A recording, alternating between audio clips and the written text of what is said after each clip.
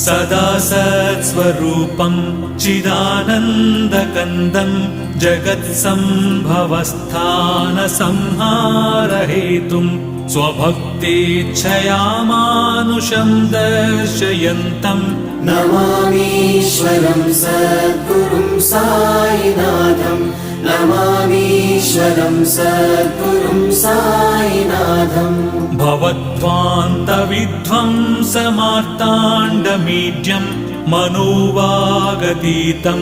मुनिर्ध्यानगम्यं जगद्व्यापकं निर्मलं निर्गुणं त्वां नमामीश्वरं सद्गुरुं साईनाथं नमामीश्वरं सद्गुरुं साईनाथं भवाम्बोधिमग्नार्दितानां जनानां स्वपादाश्रितानां